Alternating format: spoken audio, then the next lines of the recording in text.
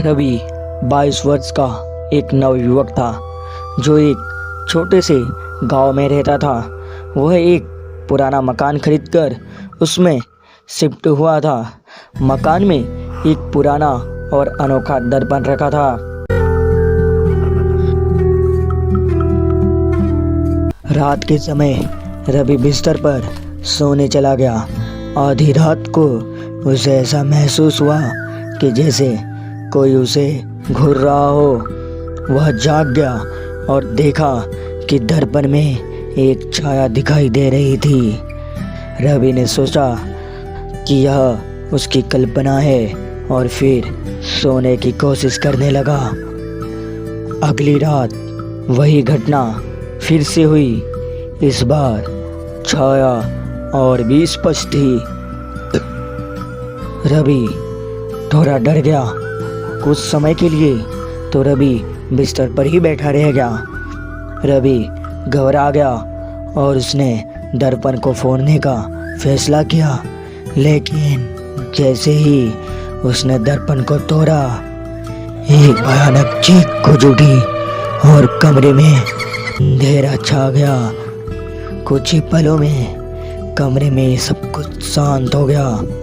लेकिन रवि को अभी भी बहुत अजीब सा लग रहा था।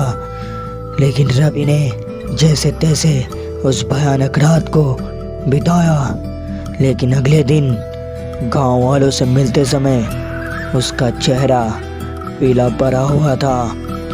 उसने जो कुछ रात में देखा था उसके बारे में वह सोचता ही रह गया।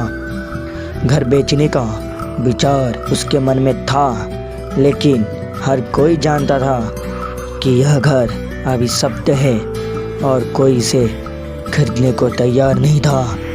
कुछ दिनों बाद गांव के पुजारी पंडित जी रवि से मिलने आए। उन्होंने रवि से कहा, इस घर की कहानी बहुत पुरानी है। वर्षों पहले यहाँ एक परिवार रहता था। कहते हैं कि उस परिवार के एक सदस्य की हत्या अमावस्या के रात के दिन इसी दर्पण के सामने हुई थी और उसकी आत्मा तब से इस दर्पण में कैद हो गई है। तब से इस घर में कोई भी ज़्यादा दिनों तक रह नहीं पाता। रवि ने पंडित जी से मदद की गुहार लगाई। पंडित जी ने सुझाव दिया कि घर की शुद्धि करनी होगी और उस आत्मा को शांति देने के लिए विशेष पूजा की जाएगी।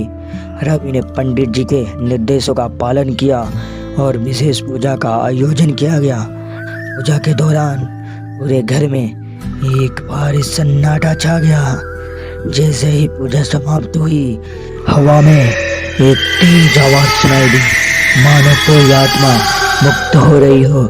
पंडित जी ने रवि को बताया, अब यह आत्मा शांत हो गई है, लेकिन दर्पण के टुकड़े अभी भी अशुभ है। इन्हें नदी में बहा देना चाहिए।